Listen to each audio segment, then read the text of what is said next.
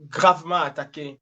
Je ne sais pas de quoi ils ont peur. Bref, je crois que chacun d'entre nous, que vous connaissez un peu ce qui se passe en Birmanie. Facebook nous empêche de vous montrer un peu ce qui se passe en Birmanie.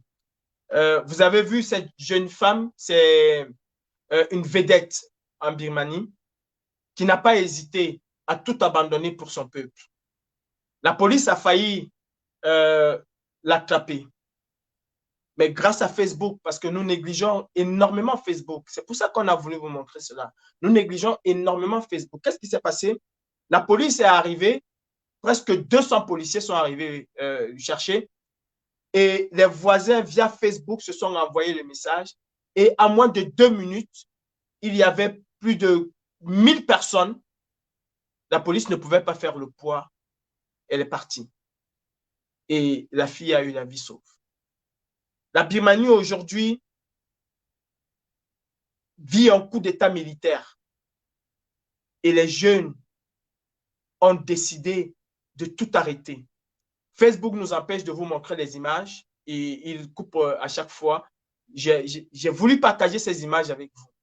Les jeunes ont décidé d'arrêter tout. Les étudiants ont décidé tout arrêter. Les sauveteurs, tout, je dis, toute la jeunesse a décidé tout arrêter pour se battre contre l'armée. Vous avez vu dernièrement cette sœur qui s'est mise à genoux devant les policiers pour les supplier de ne pas tirer sur les jeunes. Malgré ça, ils y vont, au risque et au péril de leur vie. Oui, la liberté, elle ne se donne pas, mes frères. La liberté, elle s'arrache. Et nous n'allons pas arracher notre liberté si nous n'affrontons pas ces gens de Yaoundé. Il faut une révolution au Cameroun, une véritable révolte au Cameroun pour pouvoir changer les choses.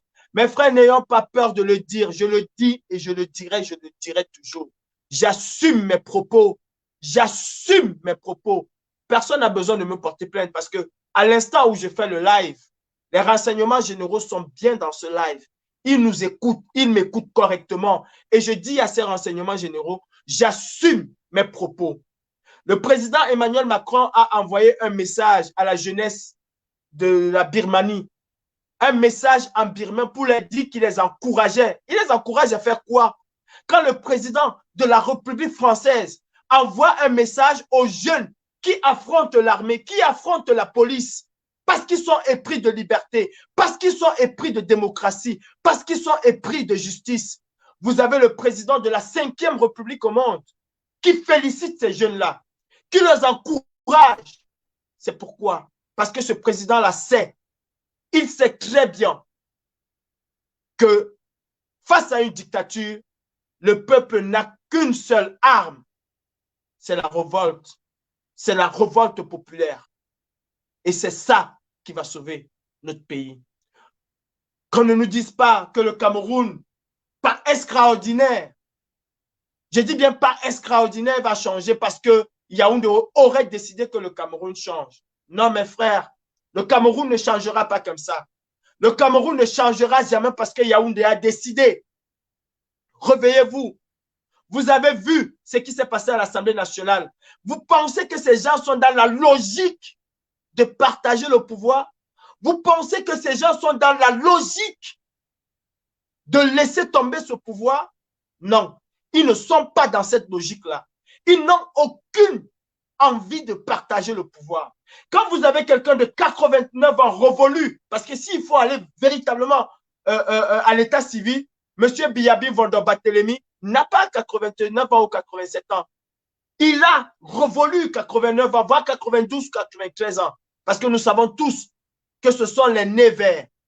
Ce ne sont pas les nez bleus. Ce sont tous les nez verts. M. Biya est sénile. Un président qui est absent depuis des années. Un président qui ne dit rien face à une pandémie qui décime son peuple. Absent. Il est venu il y a quelques jours, il vous a parlé de transition générationnelle. À la place qu'on vous met, qu'est-ce qu'on vous donne à la place de cette transition générationnelle? On vous donne... Oh mon Dieu. Le live a été supprimé.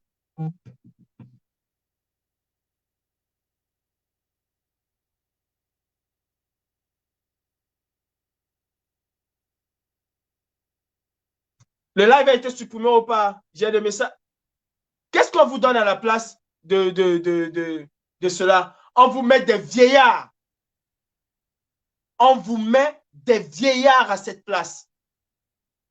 Vous avez le président du Sénat, la deuxième personnalité de la République, qui n'arrive même plus à s'exprimer. Pour gravir une seule marche, ce monsieur a toutes les peines du monde. Deuxième personnalité de l'État, malade de son État. Vous avez le président de l'Assemblée nationale, de fait, de la République du Cameroun.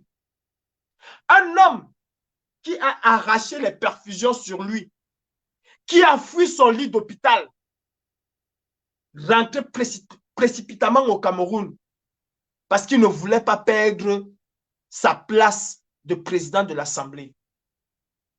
Vous avez les directeurs généraux des sociétés au Cameroun qui sont tous des vieillards séniles. Dans toutes les sphères dans toutes les sphères sociopolitiques au Cameroun, vous n'avez que des vieillards. Des vieillards. Tous des vieillards. Qui non seulement se préparent à conserver le pouvoir, malgré leur âge très avancé, mais préparent aussi la relève, qui n'est rien d'autre que leurs propres enfants. Oh, toi, enfant du pauvre, toi, enfant de la Bayam Selam, de quoi est fait ton avenir demain? De quoi est fait ton avenir demain? Est-ce que tu te poses ces questions-là? Tu dis tout simplement, oh, le Bamileke ne serait pas président. Oh, non, le pouvoir nous appartient. Le pouvoir vous appartient. Qu'est-ce que ça t'a apporté? Est-ce que tu as vu le sud du Cameroun? Est-ce que tu as vu l'est au Cameroun? Est-ce que tu as vu le nord, l'extrême nord? Est-ce que tu vois tout simplement le Cameroun? Yaoundé, où tu te trouves? Tu penses que Yaoundé, c'est une ville? Tu le penses? Non. Mes frères, moi, je vous dis, depuis que je suis en France, j'ai dépensé pour ma santé 5 euros. Pas plus. 4 euros et poussière. J'arrondis à 5 euros. J'ai passé une batterie d'examens en France.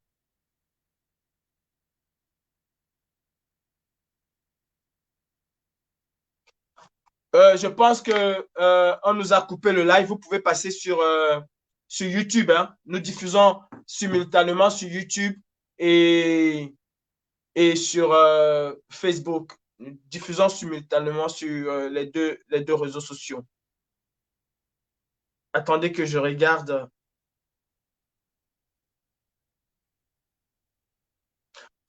Voilà, je pense que ça passe toujours. Je disais tantôt, j'ai dépensé depuis que je suis en France 5 euros. Pas plus. Pas plus depuis que je suis là.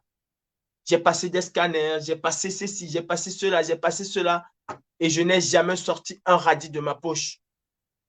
Nous nous battons pour que demain, si on a un enfant qui tombe en route, que ce soit les pompiers qui soient là. Nous nous battons pour une meilleure éducation des Camerounais. Nous nous battons pour une meilleure prise en charge des Camerounais. Nous nous battons pour le bien-être social de nos frères au Cameroun. Voilà pourquoi nous nous battons. Nous ne nous battons pas pour nous. Nous nous battons pour l'ensemble. Vous savez, les gens ont tout fait de croire que les Camerounais se détestent. Non, les Camerounais ne se détestent pas. Et à partir d'aujourd'hui, je vais demander à chaque Camerounais de bien intégrer l'hymne national camerounaise dans sa tête et se demander s'il est vraiment camerounais, s'il aime le Cameroun. Ça dit, ô Cameroun, berceau de nos ancêtres, va debout et jaloux de ta liberté, comme un soleil, ton drapeau fier doit être un symbole ardent de foi et d'unité. Que tous tes enfants du nord au sud, de l'est à l'ouest, soient tout amour, que te servir, que ce soit leur seul but. Que nous soyons du nord, que nous soyons du sud, de l'est ou de l'ouest, mes frères, nous devons être amour, tel que nous prescrit l'hymne national du Cameroun. Servir le Cameroun, que ce soit notre seul but. Mais ces gens-là, leur but, ce n'est pas de servir le Cameroun. Toi, tu sers le Cameroun, mon frère, mais pas eux.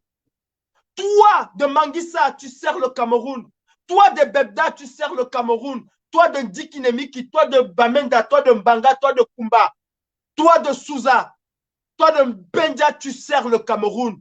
Mais tout ce petit groupe de mafiosos-là, qui est là, qu'on appelle les dirigeants, les autorités camerounaises, leur but n'est pas de servir le Cameroun. Leur but n'est pas d'unir le Cameroun. Eux, ils sont unis quand ils sont dans cette sphère-là. Mais nous, ils font tout à ce que nous nous tirons les uns des autres. Non, mes frères. Non. La politique ne te laisse pas harper par le venin de certains politiciens véreux. La politique construit une nation. La véritable politique construit et développe une nation. Mais ce qui se passe au Cameroun, ce n'est pas la politique.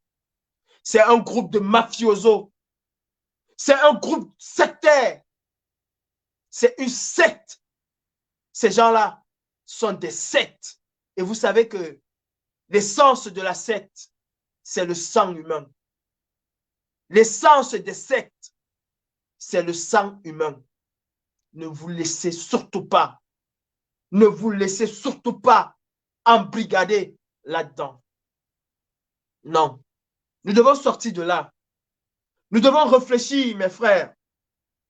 Nous sommes une génération sacrifiée. La génération 70 à celle d'aujourd'hui est une génération sacrifiée. Celle d'avant était une génération prospère. Je vous le disais la semaine dernière. À 29 ans, à 20 ans, 25 ans, nos parents ou nos arrière-parents avaient déjà leur propre maison. Ils avaient construit. Ils avaient le pain de terrain. On va me dire, ah, c'était pas cher à l'époque. Non, c'était aussi cher qu'aujourd'hui. Parce qu'à l'époque, avoir 1000 francs CFA, c'était pas donné. Alors, si quelqu'un a acheté un terrain à l'époque à 50 000 francs CFA, il n'est pas différent de toi qui achètes un terrain aujourd'hui à 50 millions. Parce que ce que les 50 000 là pouvaient faire à l'époque, c'est presque quasiment la même chose que 50 millions peuvent faire aujourd'hui. Alors, c'était pareil. Hier, nous étions, la France était au CFA, au franc français. Aujourd'hui, ils sont à l'euro. C'est pas la même chose. C'était pareil. Le CFA de 1960 n'avait pas la même portée que le CFA de 1990. Et celui de 90 n'a pas la même valeur que celui de 2021. Non. À leur époque, nos parents avaient déjà leur maison. Ils avaient déjà construit. Nous, aujourd'hui, à 25 ans, tu vis où? À 25 ans, tu vis où? À 50 ans, tu vis où? Dans la maison familiale. La majorité des jeunes aujourd'hui qui ont entre 30, 40, 50 ans vivent encore chez les parents, vivent encore dans les maisons familiales avec femmes et enfants. La majorité, vous vivez encore chez vos parents. Est-ce que nos mamans nous ont mis au monde pour prendre soin de nous jusqu'à 50 ans? Est-ce que nos mamans, nos parents ont tout investi pour prendre soin encore de nous à 70 ans? Elles ont 70 ans, ils ont 70 ans, 75 ans, 80, et c'est encore eux qui prennent soin de nous. Nous sommes quelle génération? Nous sommes quelle jeunesse? Quelle jeunesse sommes-nous à regarder des vieillards s'installer, installer leur progéniture et à ne rien dire? Tout ce qu'on dit, Dieu est au contrôle. Ah, ils vont finir par mourir. Ils vont finir par mourir et leurs enfants prendront la relève. Quelle est la jeunesse que nous représentons aujourd'hui? Un jeune se bat pour son avenir. Un jeune se bat pour l'avenir de ses enfants. Un jeune se bat pour pouvoir assurer une meilleure retraite à ses parents. Ayez honte, jeunes Camerounais. Ayons tous honte, nous qui ne voulons pas nous lever au Cameroun, nous qui attendons toujours de l'autre et nous ne voulons pas nous battre. Je dis, j'assume mes propos. Aucune dictature au monde n'a été chassée par une caresse. Aucune diplomatie n'a mis à mal une dictature. Aucune. N'attendons pas ce qui n'a jamais été fait ailleurs. Montrez-moi un seul pays où la diplomatie a mis à nu la dictature. Ça n'existe pas. Pourquoi ça va commencer au Cameroun? Alors, jeunes Camerounais, c'est vrai que Facebook nous empêche de faire véritablement le live que nous voulons faire.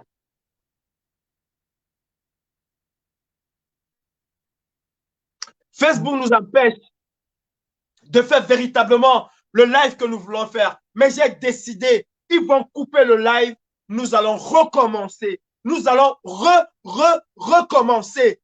Jeunesse camerounaise, lève-toi et prends tes responsabilités. Ce n'est pas Nyat Difendi qui prendra une responsabilité quelconque pour toi.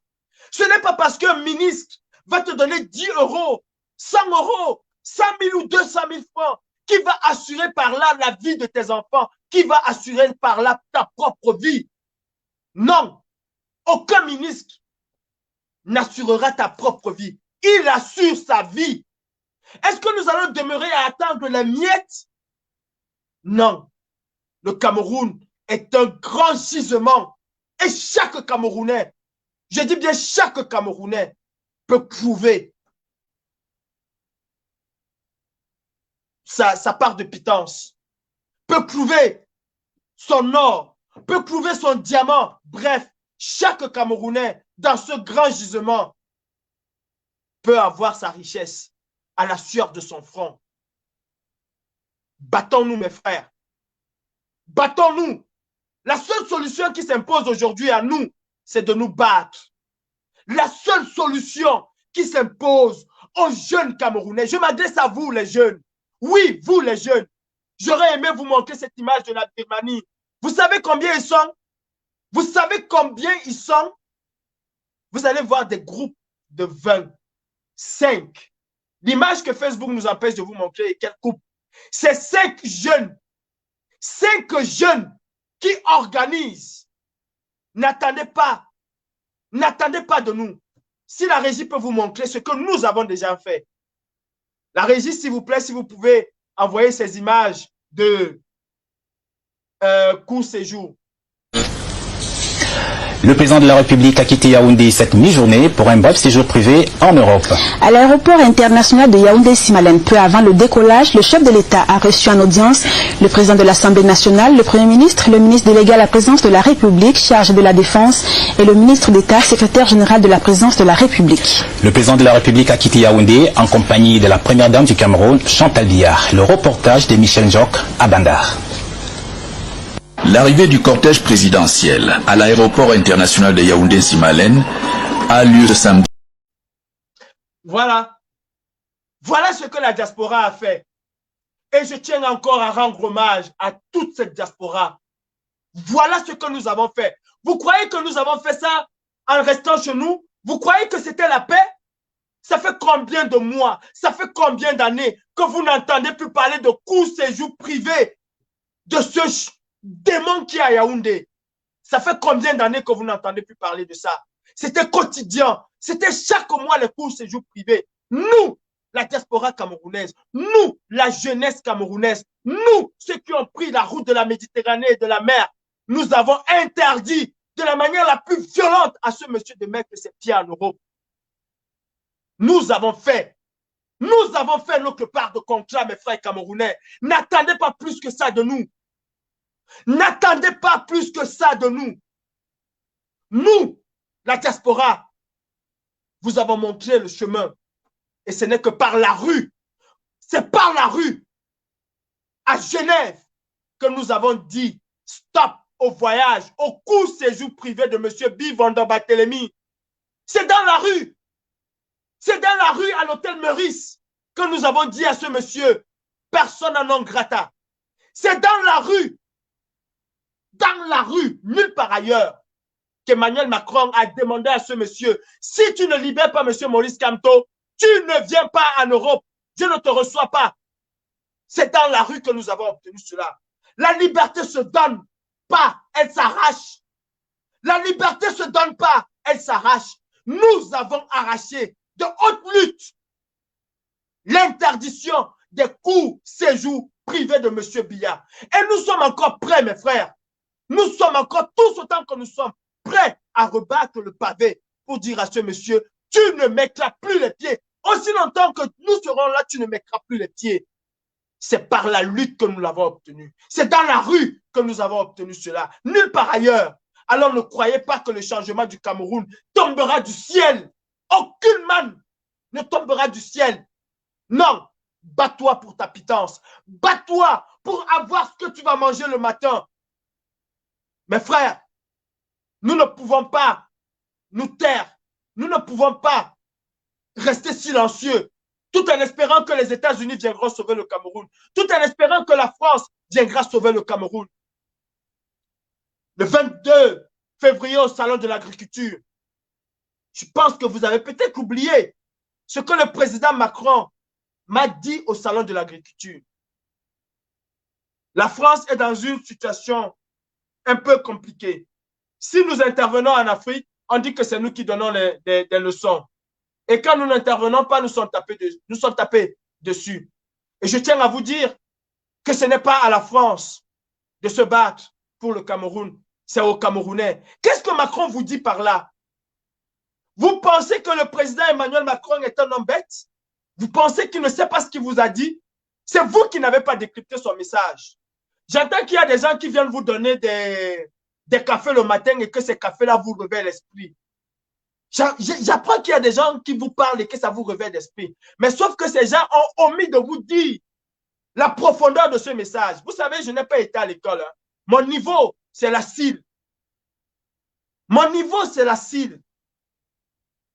Je n'ai pas été plus loin que ça. Mais j'ai quand même cette petite capacité-là de décrypter. Toutes les personnes qui décryptent au quotidien là, ne vous ont jamais décrypté cette partie. Quand le président Emmanuel Macron dit c'est au peuple camerounais de revendiquer et d'imposer la démocratie, il n'est pas bête, il n'est pas idiot. Dans un état de gloire, la démocratie du peuple s'exprime à travers les urnes. Dans un état démocratique, dans un état de gloire, la démocratie du peuple s'exprime à travers les urnes. Et qui est aussi une autre forme de dictature, il faut que je vous le répète. Ce n'est pas tout le peuple qui va voter. C'est une minorité qui décide pour l'ensemble des autres. Mais c'est par les urnes. Et seules les urnes parlent dans un état démocratique. Le président Macron, avant de me le dire, qu'est-ce qu'il a dit? Il a dit qu'en Afrique, nous travaillons avec des présidents qui sont bien élus. Et les présidents qui sont mal élus, nous coupons les vivres avec eux. Il n'a pas dit qu'on ne parle plus avec eux, mais il a dit qu'on ne leur donne plus l'argent. Les présidents qui sont mal élus. En l'occurrence, Yaoundé est mal élu. C'est une élection volée. C'est un hold-up électoral qu'ils ont fait à M. Maurice Kamto. Et Emmanuel Macron le sait très bien. Quand il dit c'est au peuple camerounais de se battre, c'est une manière implicite de vous dire descendez dans la rue. C'est aussi simple que ça. C'est le message subliminal que Emmanuel Macron vous envoie. C'est le message. C'est la quintessence du message du 22 au Salon de l'Agriculture. Emmanuel Macron n'est pas idiot. Il n'est pas idiot, c'est un énac. Il fait partie des intellectuels, comme on dit souvent. Il sait très bien qu'en dictature, il sait, je dis, le président Macron sait très bien qu'en dictature, le peuple n'a qu'une solution face à la dictature. Et la solution du peuple face à la dictature, c'est la rue, c'est la révolte. Il le sait très bien. Et il vous demande implicitement de vous rebeller. Ce ne sont pas les Français qui viendront crier à Yaoundé Paul Biya pas, mais c'est les Camerounais qui doivent le faire. Et mes frères, n'attendez pas. Ne croyez pas que le départ de Paul Biya partira forcément de Yaoundé. Le départ de Paul Biya ne partira pas forcément de Yaoundé. Le départ de Paul Biya pourra partir de Bolova. Le départ de Paul Biya pourra partir de Bankim. Le départ de Paul Biya pourra partir de Kousseri. Le départ de Paul Biya pourra partir de n'importe où au Cameroun. Soyons prêts. Préparons-nous à y arriver. Préparons-nous à le faire. Préparons-nous à envahir la rue. Il n'y a que la rue qui libère. Nulle part dans le monde, vous n'allez voir un pays dictatorial qui a été libéré par les paroles. Vous n'allez voir un dictateur qui a été chassé par les paroles. Vous n'allez voir nulle part dans le monde un dictateur qui a été chassé par les urnes. Ça n'existe pas. Quand vous regardez ces vieillards à Yaoundé, vous avez l'impression qu'ils veulent laisser. Oh mon frère camerounais, réveille-toi. Réveille-toi. Tu as une petite sœur qui est en prison parce qu'elle a donné naissance. Je dis, tu as une petite sœur qui est en prison tout simplement parce qu'elle a donné naissance et qu'elle n'a pas de l'argent pour payer ses frais d'hospitalisation. Elle n'a pas de l'argent pour payer ses frais d'hospitalisation. Tu as des enfants qui n'arrivent même pas à aller à l'école. Je ne sais pas si la régie peut nous envoyer les images de ces enfants-là. Regardez l'état de nos écoles au Cameroun. La régie, est-ce que vous pouvez nous envoyer les images des enfants? Voilà l'école au Cameroun. Voilà l'école de Paul Biya. Voilà l'école de Bim van der Barthélemy. Voilà l'école au 21e siècle dans mon pays, le Cameroun. Pays jadis très riche. Aujourd'hui, pays pauvre et très endetté. Et on ose croire que les États-Unis viendront sauver le Cameroun. On ose croire que la France viendra sauver le Cameroun. Non, c'est à nous aujourd'hui, c'est à nous de prendre nos responsabilités. Je prends mes responsabilités et je dis, j'ai des autorités qui me regardent. Je suis prêt à aller en prison pour ce que je dis. Je n'appelle pas le peuple camerounais à s'entretuer. J'appelle le peuple camerounais à prendre ses responsabilités. Et je l'assume. Et je l'assumerai. Où que ça va, j'irai. Et j'assumerai mes propos. Et on me montrera un peuple qui a été chassé. Un dictateur, autant pour moi, qui a été chassé juste par des paroles ou par la diplomatie.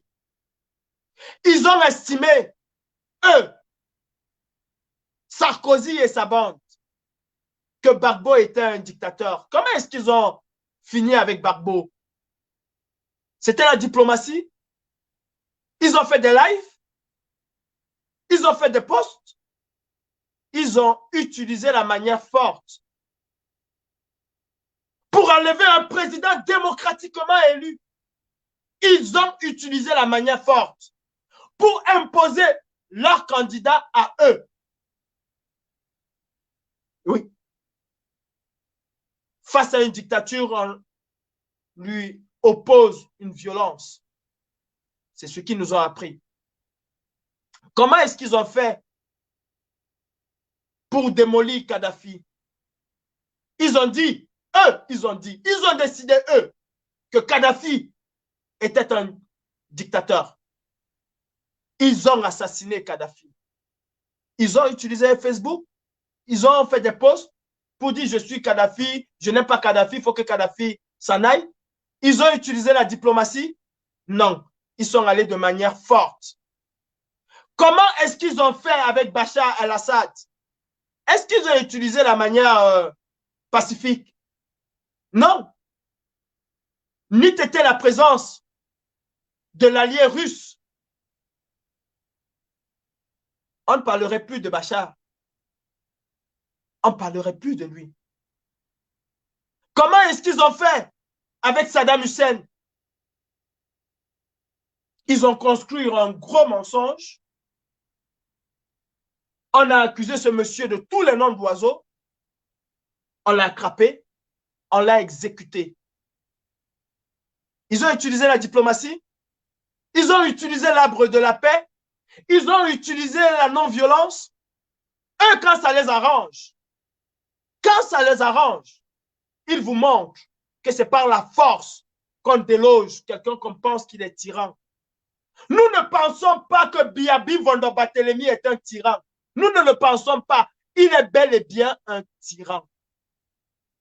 Oui. Nous ne pensons pas que Kaba Yégué Djibril est un tyran. Il est bel et bien un tyran.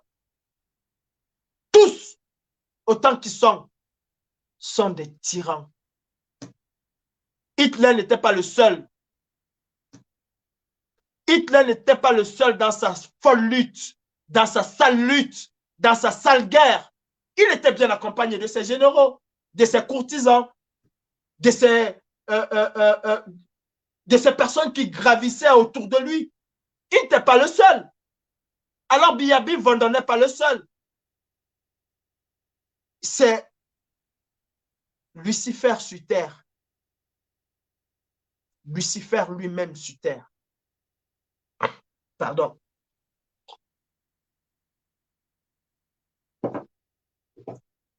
Alors mes frères, nous n'avons pas le choix que de nous défendre. La légitime défense pour nous est un droit absolu garanti. Garanti par les Nations Unies. La légitime défense pour nous est un droit absolu et garanti par les Nations Unies. Nous avons l'obligation et le droit de nous défendre. Je te parlais tout à l'heure de ta sœur. Oui, c'est ta sœur. Ce sont tes frères qui vont à l'école assis à même le sol. C'est ta sœur qui se fait mettre en prison tout simplement parce qu'elle est incapable de payer une césarienne ou un accouchement ou une couveuse. Mes frères, vous, ce petit groupuscule appelé Ekang de la diaspora, est-ce que vous savez que ce sont les vôtres? Quand je dis les vôtres, c'est aussi mes frères et mes sœurs. Je n'ai aucun problème contre les tribus Bouloubeti. Je n'ai aucun problème. Nous avons tous le même problème. J'ai un problème contre un gouvernement dictatorial à la tête de laquelle se trouve Monsieur Biabi Vondo. J'ai un problème contre le gouvernement dictatorial de Biabi Vondo. Et dans ce gouvernement, nous avons toutes les ethnies camerounaises incorporées dans ce gouvernement. 1% de la population camerounaise se trouve incorporée dans ce gouvernement et tout ce qui gravite autour. Je suis citoyen lambda. Lambda. Et vous, mes frères de la diaspora, quand vous voyez vos petites sœurs accoucher, qui manquent de couveuses, ça vous fait... Qu'est-ce que ça peut vous faire au cœur? Toi qui dis, toi la femme, qui dit que tu as fait le beaux-arts, oh, j'ose imaginer ce que tu as vécu en route. J'ose imaginer ce que tu as vécu en route. Mais frère, je vais vous dire la vérité aujourd'hui. C'est pas pour rien. Je vais pas, non, je préfère ne pas être grossier. Je vais quand même vous dire la vérité. J'ai pris la route de la Méditerranée. Je sais ce que c'est. Ne croyez pas que je suis la meilleure victime, non. Les hommes n'ont pas été les meilleures victimes. Les meilleures victimes, celles qui ont payé le plus lourd tribut, ce sont les femmes. Ah oui. Ce sont les femmes. Violées à longueur de journée. Violées par tous les orifices, par toutes les orifices. À longueur de journée. Violées par des animaux, par des hommes. Violées par tout ce qui pouvait avoir sous la main, même avec les armes, ils violent nos sœurs. Même avec les armes, ils violent nos sœurs. Obligés de se prostituer pour 2 ou 3 dinars. Je dis, obligés, nos sœurs, pour la plupart, obligés de se prostituer. De toute façon, elles n'avaient pas le choix. Les femmes subissent, mon Dieu, terriblement. Et quand tu vois une fille qui a pris la Méditerranée, qui a pris cette route, et qui te dit Paul Biya Ayop, tu comprends que le démon habite en cette personne. Je sais de quoi je parle. J'en ai vécu. J'en ai connu qui ont été violés jusqu'à ce que mort s'en suive.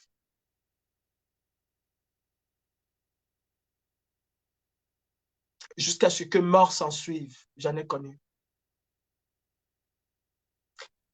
Les hommes, pour nous, c'est le fouet. La majorité d'hommes, c'était le fouet, c'était la bastonnade à longueur de journée parce qu'il fallait faire venir de l'argent. La femme n'était pas plus pour l'argent et de toutes les façons, elle était l'argent, la femme. Il organisait des partouzes, il organisait des... Vous ne pouvez pas imaginer ce que les femmes subissent.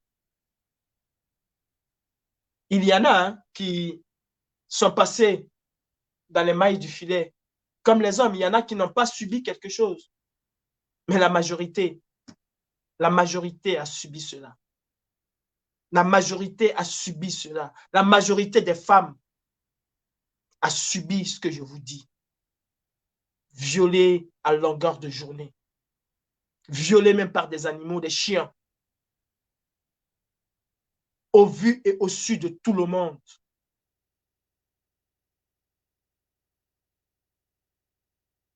Et honte.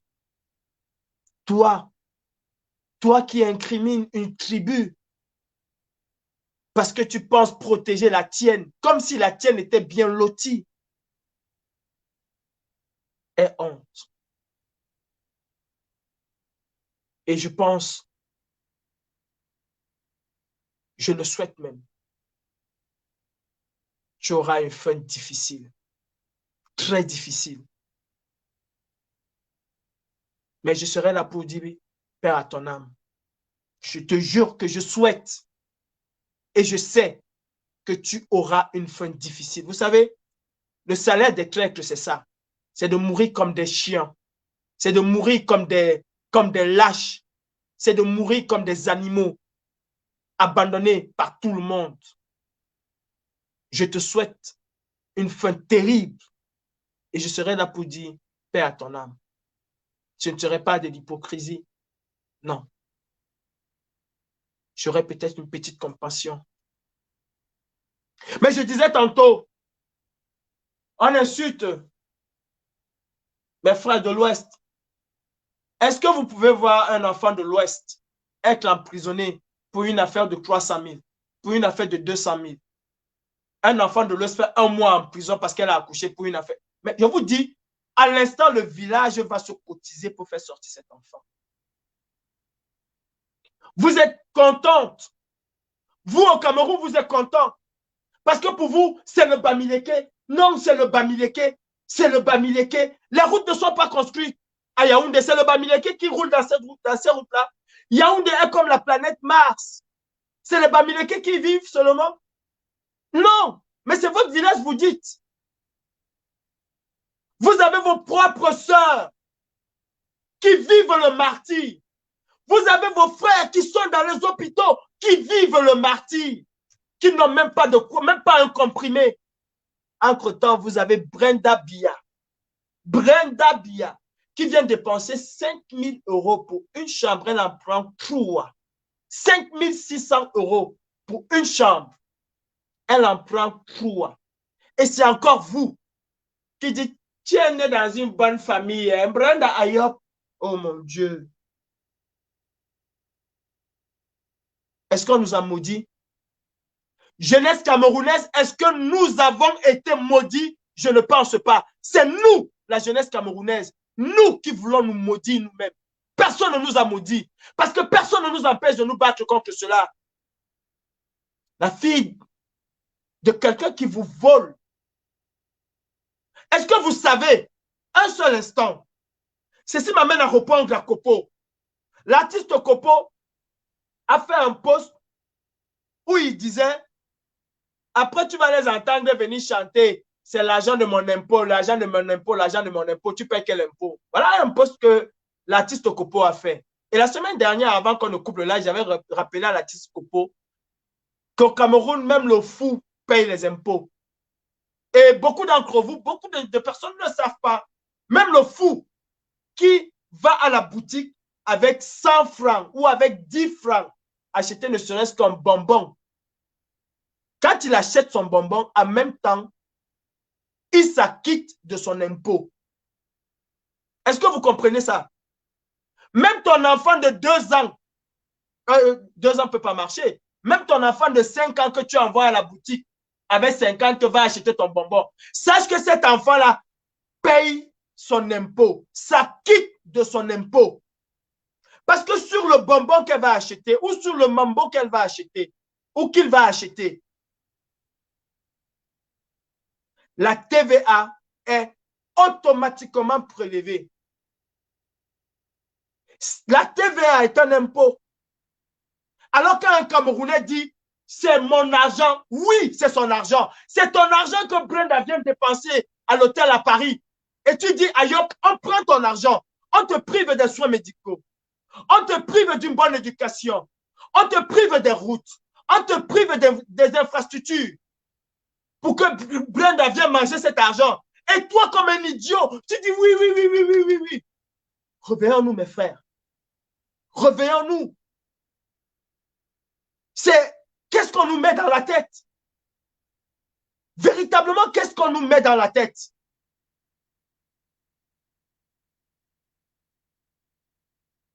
Je n'ose pas croire que c'est la 33 Esport qui nous rend bêtes parce qu'il y en a qui ne boivent même pas de 33. Il y en a qui ne boivent pas du tout. Mais qui sont...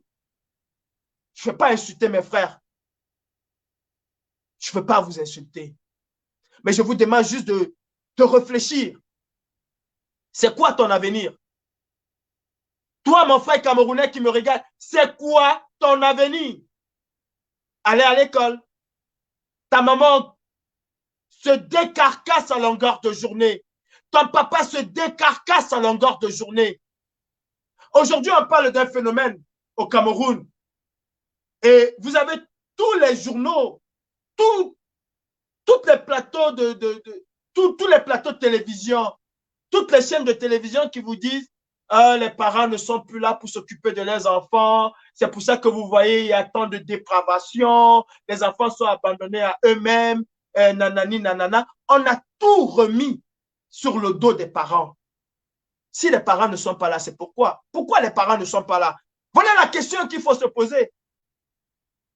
Un papa qui gagne 30 000 à la fin du mois, aujourd'hui, il est obligé au Cameroun de faire 2-3 boulots. Il est obligé de faire des heures supplémentaires. Comment voulez-vous qu'il puisse avoir du temps pour s'occuper de ses enfants? Comment voulez-vous qu'il puisse avoir du temps pour s'occuper de ses enfants quand il doit faire des heures supplémentaires pour pouvoir espérer avoir 40 ou 50 000 francs? Quand il a 2 boulots, quand la maman se réveille à 6 heures et ne rentre à la maison qu'à 18 heures, comment voulez-vous qu'elle s'occupe des enfants? Et on accuse les parents. Directement, on dit, ah, les enfants font des vidéos pornographiques, c'est la faute aux parents parce qu'ils ne sont pas là. Oui, vous êtes capable d'être à la maison. Ah oui. Oui, vous êtes capable. Malaouda Malachi est capable d'être à la maison à 14 heures, à midi, est capable de passer le temps avec ses enfants parce qu'il est dans la mangeoire. Ma maman qui vit au fin fond de l'Oncat n'est pas, elle, capable d'être à la maison parce qu'elle s'est réveillée, elle est sortie de chez elle à 5 heures pour aller vendre au marché. Et elle quitte du marché à quelle heure? Elle quitte du marché à 17 heures pour arriver à la maison peut-être à 18 heures ou à 19 heures. Comment voulez-vous qu'elle puisse s'occuper de ma petite sœur? Comment voulez-vous? Mais posez-vous d'abord cette question avant d'accuser les parents. Ils n'ont pas le temps parce qu'ils doivent chercher de quoi manger. Et oui, ils doivent faire ce sacrifice. Le papa a quitté la maison à 5 heures. Il revient à la maison à 21 heures. La maman à 18 heures. C'est normal que les enfants soient délaissés à eux-mêmes. C'est normal. Et nous savons tous que ces images pornographiques, c'est pour alimenter la pédophilie. C'est toute une grosse filière. C'est toute une grosse filière. Et pourquoi ces enfants se livrent à de telles pratiques? Parce qu'ils n'ont rien à manger. Oh, toi, mon frère qui me regarde, qui dit, oh, le fou là, il braille. Oui, je braille. Je braille parce que j'aimerais que tu prennes conscience. Sauve encore les meubles que tu peux sauver.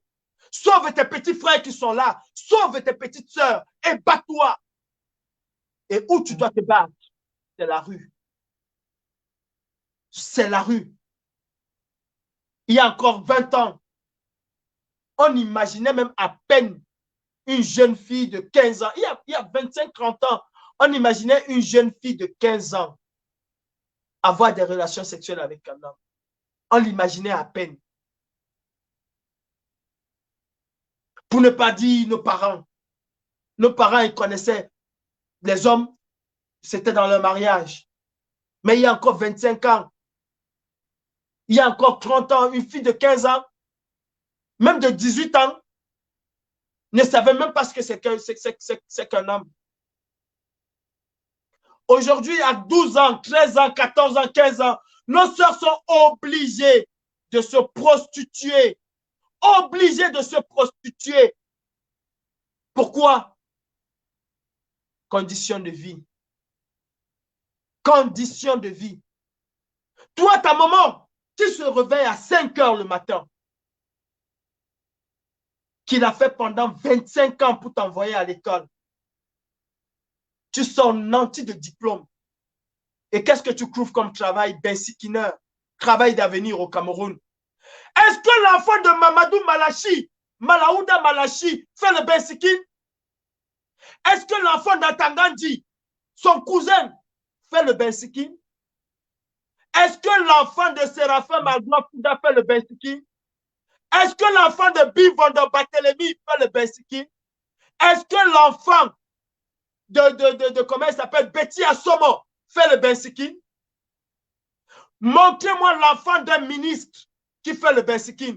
Pourquoi c'est mon enfant qui doit faire le bensikin? Montrez-moi l'enfant d'un directeur qui fait le bensikin. Pourquoi c'est l'enfant de mon frère Ango Makoubi qui doit faire le bensikin? Montrez-nous le bon exemple. Envoyez vos enfants faire le bensikin. Ah non, eux, ils envoient leurs enfants dans les plus grandes écoles d'Europe, dans les plus grandes écoles du monde. Et toi, tu es là pour dire Paul Biya, Ayap. Pour quel avenir, mon frère? Tout simplement parce qu'on va te donner 10 000 aujourd'hui. Et quand tu es malade demain, qu'est-ce que tu fais? Tu appelles le même ministre. Excusez-moi. Tu appelles le même ministre qui hier, parce qu'il avait besoin de tes services, parce qu'il avait besoin de toi pour haranguer la foule, parce qu'il avait besoin de toi pour un meeting. Là, en ce moment, quand tu l'appelais, son numéro de téléphone passait, mais sans problème. Sans problème. Pardon. Tu n'avais pas affaire au secrétaire ou à sa secrétaire. C'était une liaison directe.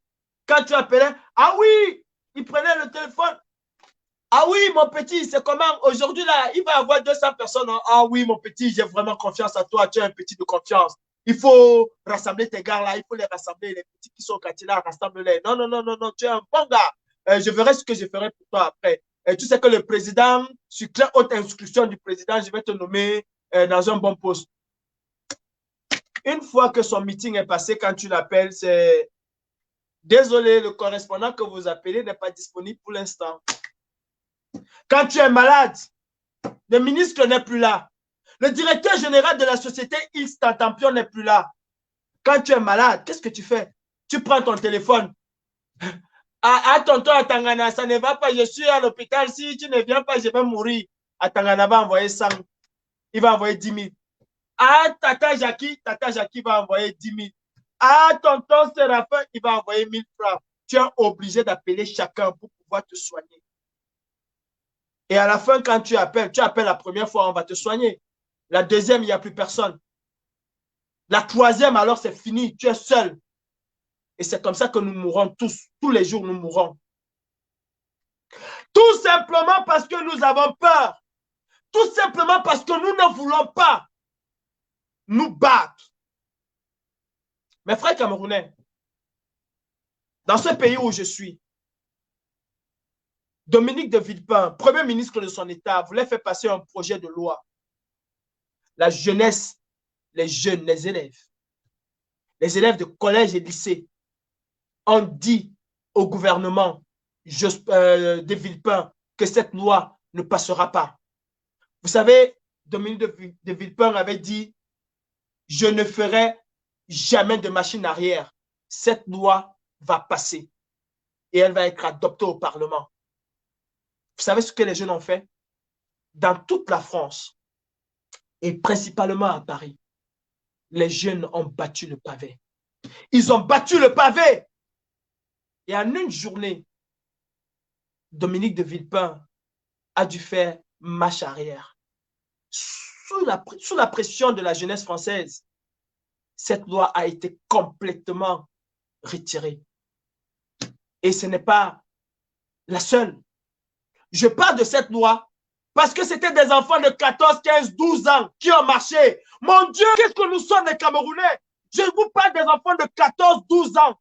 14, 12 ans. Je ne vous parle pas des étudiants, je vous parle des enfants, des adolescents qui sont descendus dans la rue, qui ont dit au gouvernement, cette loi ne passera pas. Et nous, Camerounais, nous de 25 ans, de 30 ans, de 17, de 18 ans, nous avons peur. Parce qu'on a peur des policiers. Comment tu veux avoir ton avenir si tu as peur des policiers? Mon frère, la dictature, c'est de casser tout et de recommencer. C'est de tout casser et de recommencer. De toutes les façons, en dictature, on ne descend jamais. Je dis bien, coupez cette partie. Les gens de la DGN, ceux qui me regardent là, coupez cette partie et vous allez, nous allons nous expliquer au tribunal le moment venu. Vous allez me montrer une dictature où on est descendu dans la rue, rentrer le soir et que cette dictature a bougé. Vous allez me dire, si dans une dictature, si on fait passer une dictature juste en faisant une marche, non. En dictature, la manière de faire partie de dictateur, c'est d'affronter son armée. Si cette armée ne veut pas se mettre du côté du peuple, et je peux vous assurer que le plus souvent, l'armée se met du côté du peuple. Le plus souvent, le premier jour, elle résiste. Mais le plus souvent, l'armée se met du côté du peuple. Et les conditions au Cameroun sont réunies pour que cette armée se mette au côté du peuple. Je vous le dis, eux aussi, ils ont des frères. Eux aussi, ils ont des enfants. Et eux aussi, ils ne voient pas, en dehors de leur propre salaire, ils ne voient pas d'avenir pour leurs enfants.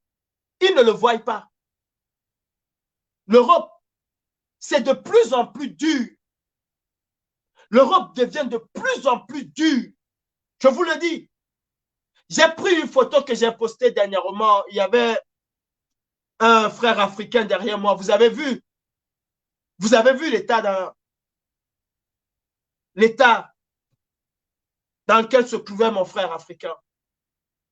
Vous avez vu comment il était habillé. Et je peux vous montrer des situations comme ça tous les jours. Mes frères camerounais, nous sommes obligés et condamnés de nous battre. Pardon, excusez-moi. L'Europe va nous faire bientôt un tour de vis terrible. Sachez que la crise de la Covid a complètement changé les choses en Europe. Aujourd'hui, en France, on ne ressent pas encore énormément les conséquences Mais je peux vous dire que dans 6 mois, une fois que le gouvernement va arrêter, va enlever la perfusion, les sociétés en France vont fermer les unes après les autres. Les sociétés en France vont fermer les unes après les autres. Vous savez, à l'aéroport Charles de Gaulle, on licencie déjà massivement.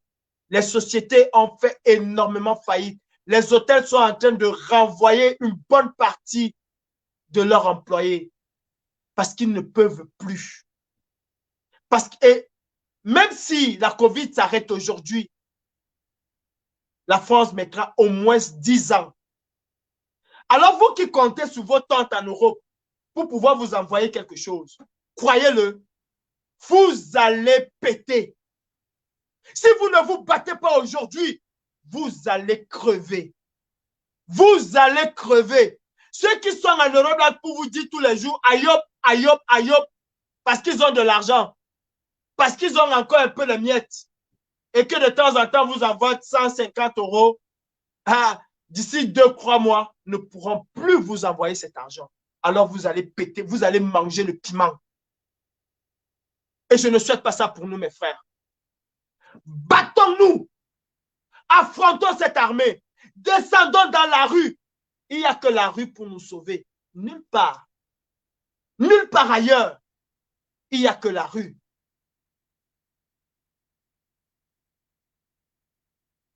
La dictature, on ne dialogue pas. La dictature ne dialogue même jamais. La dictature ne dialogue jamais. Elle n'entend rien d'autre que la force.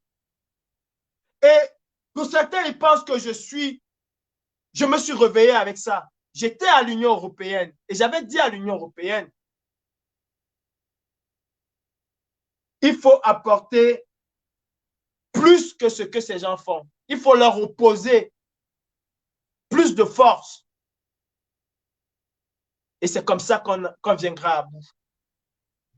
Si quelqu'un te tape avec les brindilles de balai, si il te tape avec les brindilles de balai, si tu ne veux plus que cette personne te tape avec les brindilles de balai, tu prends un bon bâton.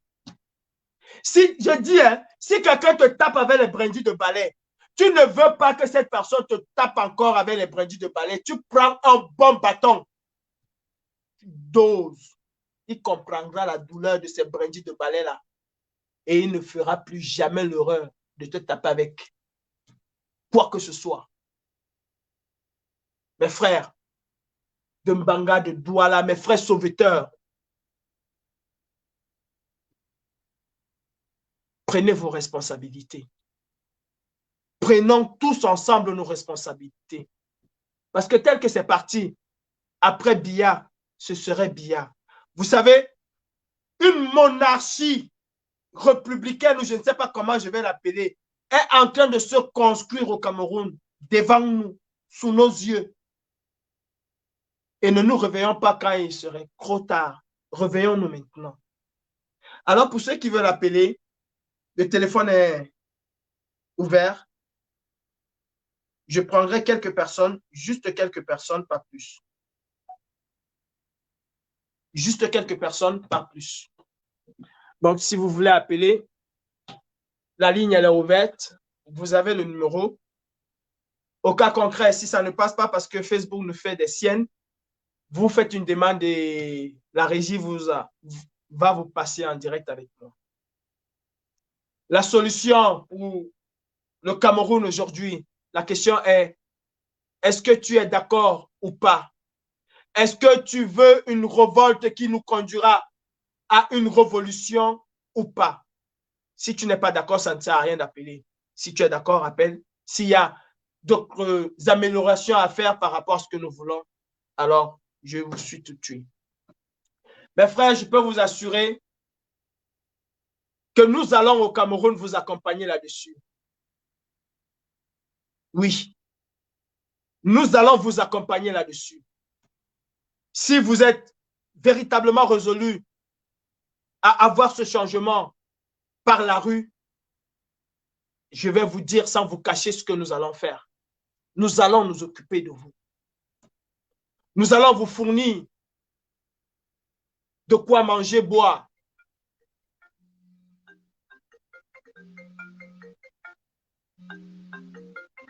Excusez-moi, je prends un appel.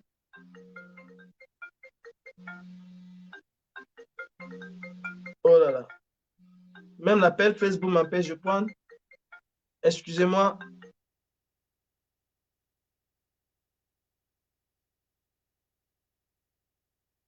Excusez-moi, excusez-moi.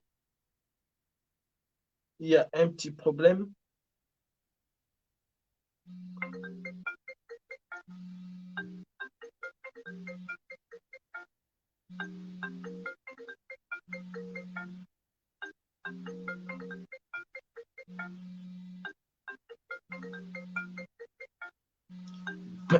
Je ne vois pas l'appel. Mais c'est pas moi que ça appelle. C'est par où là? C'est quel numéro?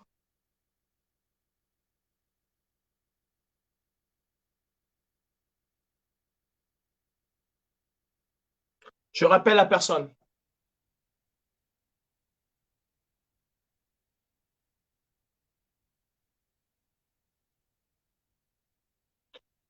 La personne ne décroche pas. La personne ne décroche pas. Mes frères, le moment est venu de nous dire la vérité. Et la vérité, il n'y en a qu'une seule. C'est de tout casser et de tout recommencer. Quand je dis casser, c'est avec ceux qui se mettront en face de nous, évidemment. C'est qui ça?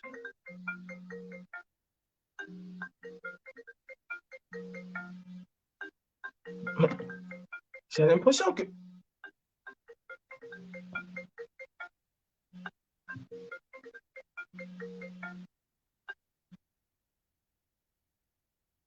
Il y a quelque chose qui se passe, mon téléphone sonne, mais je ne vois même pas d'où ça sonne. Mel, s'il te plaît, est-ce que tu peux prendre quelqu'un en direct? Parce que là, je ne vois pas l'appel. J'entends sonner, mais je ne vois pas d'appel. Appelez en normal, s'il vous plaît. Ça ne sert à rien d'appeler sur WhatsApp parce que je crois que j'ai été piraté sur WhatsApp. Appelez en normal.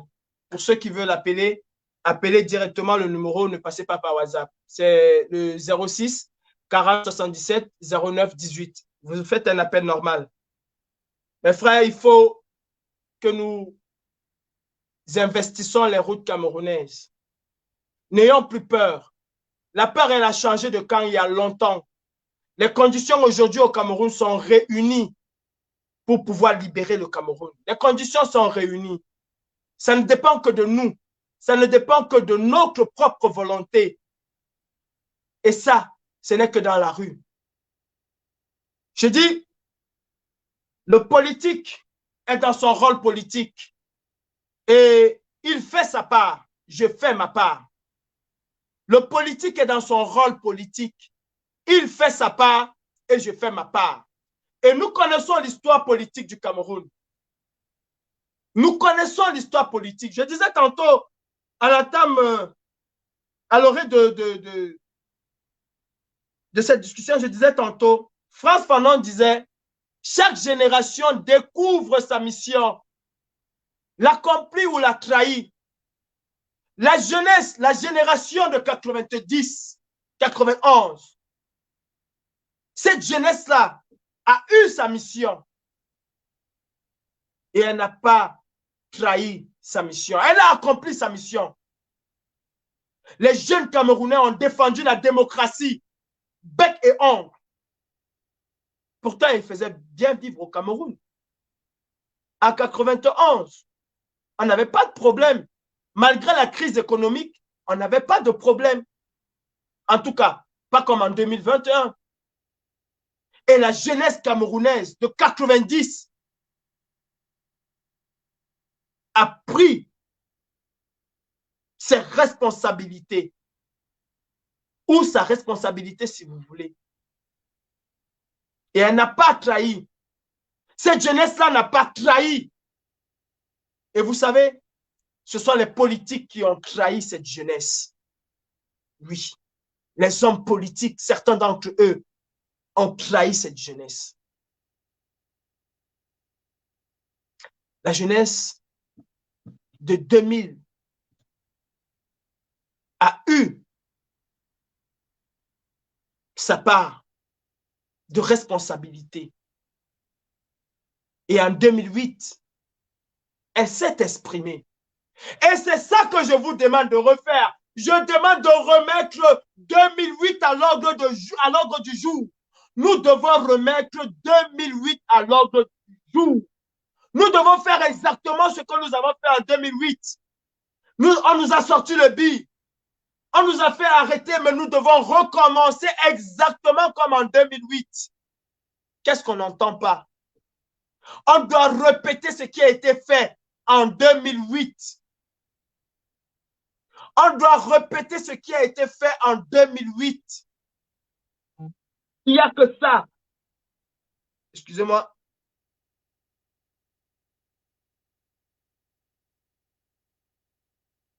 Mais ce n'est pas possible. J'ai l'impression que c'est la NASA qui s'est mise sur mon téléphone. Je ne peux pas recevoir l'appel. Hey, vous voyez, il y a les flics là devant moi.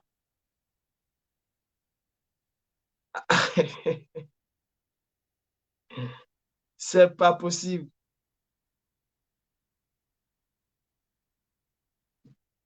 Il y a les flics devant moi.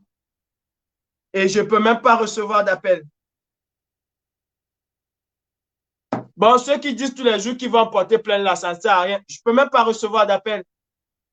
On appelle, mais je ne peux même pas décrocher. Et là, même là, le signal est complètement brouillé sur ce téléphone-ci. Vous avez peur? Vous avez peur? Monsieur les flics, vous avez peur? Ou c'est la DGNS? Vous avez peur? Je n'appelle pas à la tuerie au Cameroun. J'appelle à une révolte populaire et que j'assume. Mes frères camerounais, n'attendons pas les États-Unis. Lèvons-nous comme un seul homme. Envahissons les rues et exigeons le départ de ces criminels. Exigeons le départ de ces criminels. Vous avez vu ce qui s'est passé au Congo? Est-ce que vous avez vu ce qui s'est passé au Congo? Ce monsieur-là, vous avez vu qu'il a l'intention de laisser? Même Biya, vous croyez qu'il a l'intention de laisser? Son cadavre, je dis son cadavre, va nous gouverner au Cameroun si nous ne faisons rien. Reste à savoir si ce n'est même pas son cadavre qui nous gouverne. Je n'aimerais pas m'aventurer là-dessus parce que je n'ai aucune preuve. Mais son cadavre va nous gouverner au Cameroun si nous ne faisons rien. Les Algériens ont chassé une momie au pouvoir. Et nous, au Cameroun, on ne veut pas chasser. On attend que ce soit par les urnes. Même en 2025, il n'y aura rien qui va changer au Cameroun. Si nous ne nous levons pas aujourd'hui, en 2025, il n'y aura rien. Nous demandons un code électoral consensuel. Est-ce que nous allons obtenir ce code électoral consensuel avec ces gens? Nous le pensons? Non, nous n'allons pas obtenir. On attend que l'Assemblée obèse du RDPC vient voter la modification d'un code électoral.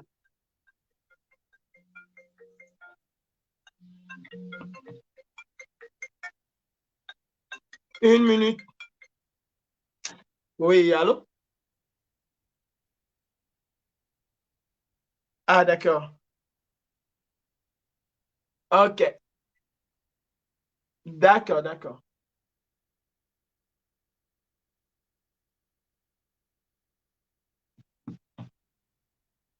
Voilà un autre numéro. Ben, est-ce qu'il faut afficher ce numéro?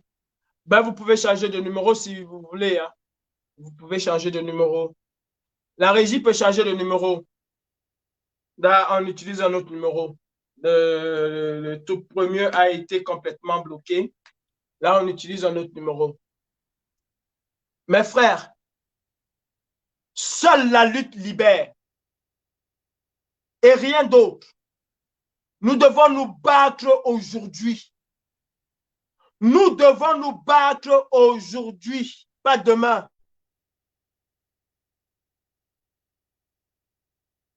Non, ce n'est pas le numéro qui est affiché. Le numéro qui passe, ce n'est pas le numéro qui est affiché. C'est un autre numéro, ce n'est pas celui qui est affiché.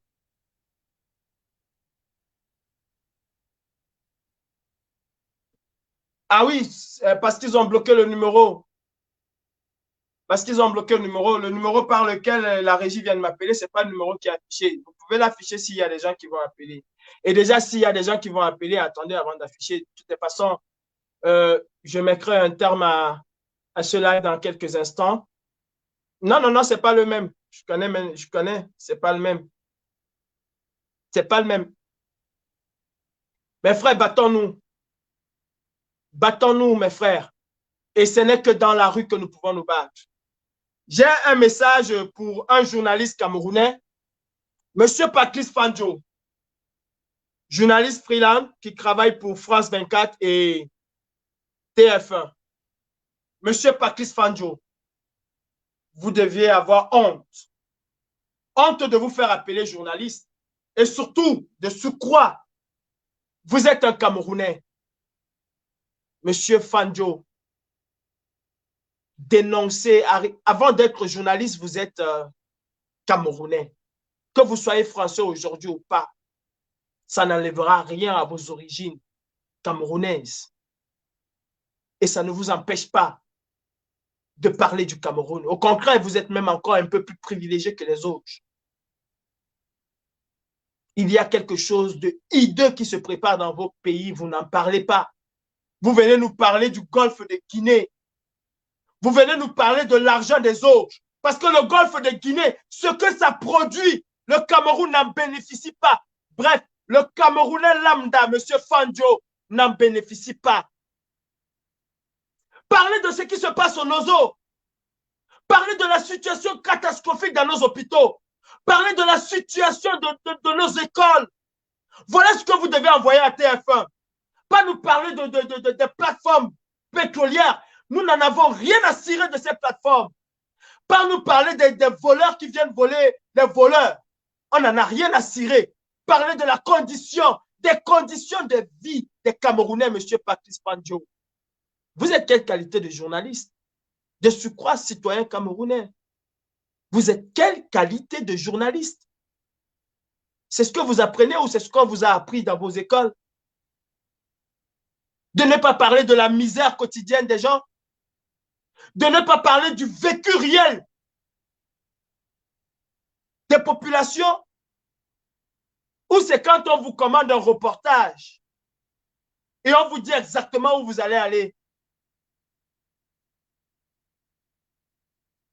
Faites comme Alain Foka aujourd'hui, qui nous édifie, qui parle aux Camerounais. Monsieur Foka parle aujourd'hui aux Camerounais. Il s'agresse aux Camerounais. Filmez ce qu'il y a de mauvais au Cameroun. Filmez toutes les exactions de l'armée camerounaise et faites des reportages là-dessus. Monsieur Patrice Fandjo, journaliste de merde, je le dis, vous êtes un journaliste de merde parce qu'il y a une population qui est en train d'être décimée sous vos yeux, devant vos caméras au Cameroun. Et vous venez nous parler d'une plateforme pétrolière, vous venez nous parler des bateaux qui viennent piller le Cameroun.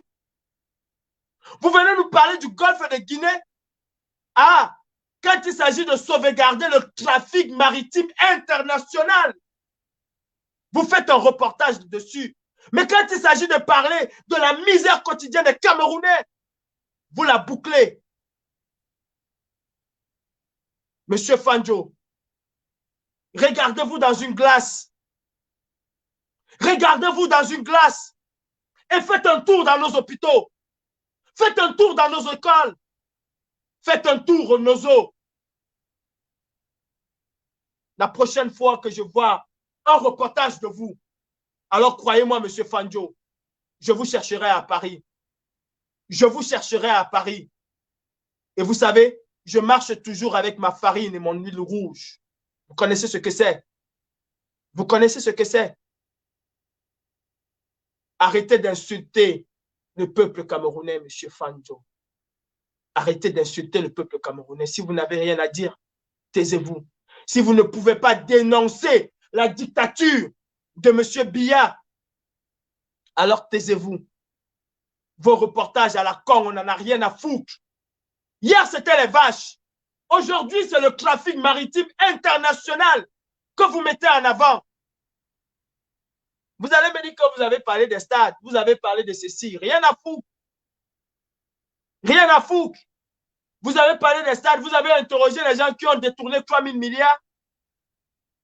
Vous avez interrogé les gens où vous avez dénoncé les gens qui achetaient un sac de ciment à 4 000 et qui le revendaient à 16 000. Vous avez fait un véritable reportage dessus. Est-ce que vous avez fait un véritable documentaire là-dessus pour édifier les Camerounais et le monde et les Français que vous trompez tous les jours? Les Français doivent savoir ce qui se passe au Cameroun. Et c'était à travers vous, des journalistes. Oh, de ça, non. C'est pas ce que vous faites, M. Fanjo. Vous désinformez l'opinion publique française. Vous la désinformez, cette opinion publique-là. Alors, vous n'êtes pas différent de ces dictateurs. Vous n'êtes pas différent de ces dictateurs. Mais frères Camerounais, nous n'avons pas le choix. Nous n'avons pas le choix. La rue est notre salut. Nulle part ailleurs, la rue est notre salut. Et pour cela, s'il faut casser, brûler et reconstruire des ruines du Cameroun, des ruines, nous allons rebâtir un véritable Cameroun. Des ruines de la dictature, nous allons rebâtir un véritable Cameroun. La révolte, c'est une arme contre la dictature et contre la tyrannie. C'est ce que nous vivons au Cameroun. Aussi longtemps que nous allons rester passifs, nous allons subir. Chaque Camerounais doit pouvoir lever le V de la victoire.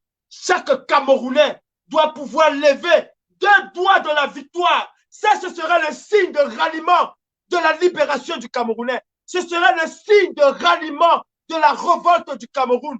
On dit ça ne passera pas par moi. Je fais un barrage contre la dictature. Chaque Camerounais aujourd'hui doit adopter ce signe, ce V de la victoire, parce que nous allons gagner cette guerre. Nous allons gagner cette dictature. Nous allons battre cette dictature. Et c'est par la rue, rien que par la rue. La Birmanie aujourd'hui est en train de réclamer la démocratie par la rue.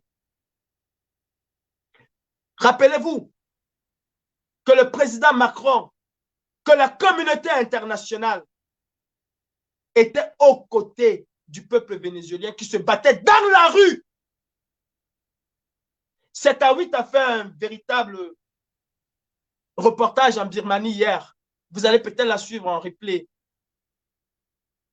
Le président Emmanuel Macron,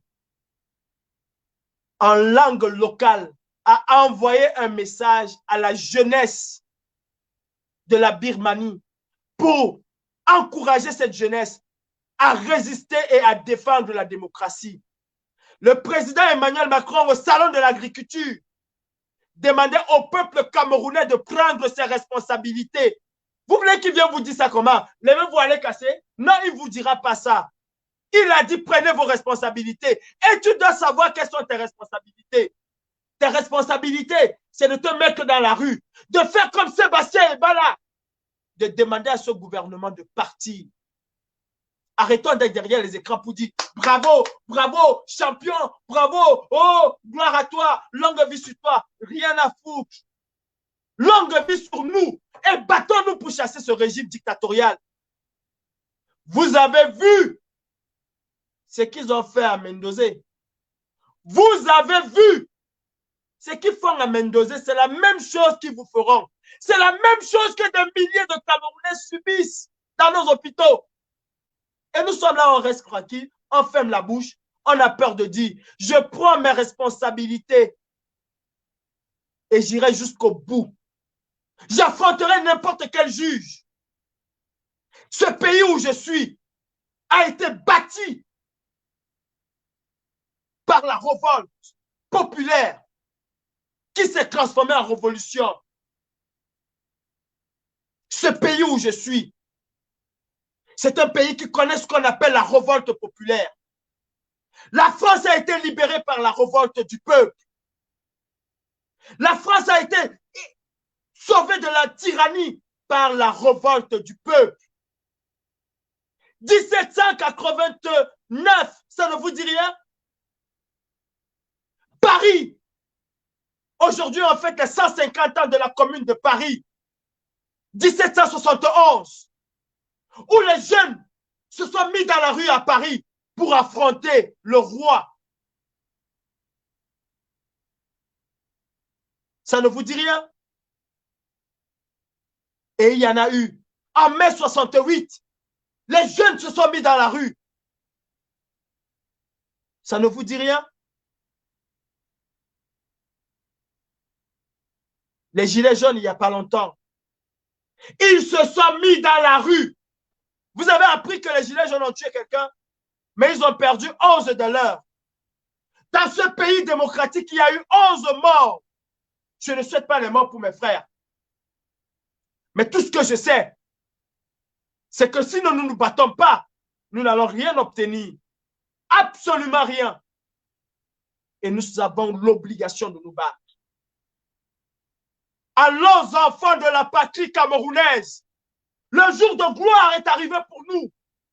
Contre nous de la tyrannie, et nous devons combattre cette tyrannie dans la rue. Nous devons combattre cette tyrannie en nous révoltant massivement, populairement, dans la rue. Rien que dans la rue, pas dans nos maisons. On casse, on brûle s'il faut et on reconstruit. Des ruines, nous allons bâtir un Cameroun nouveau. Merci et bonne soirée. Salut.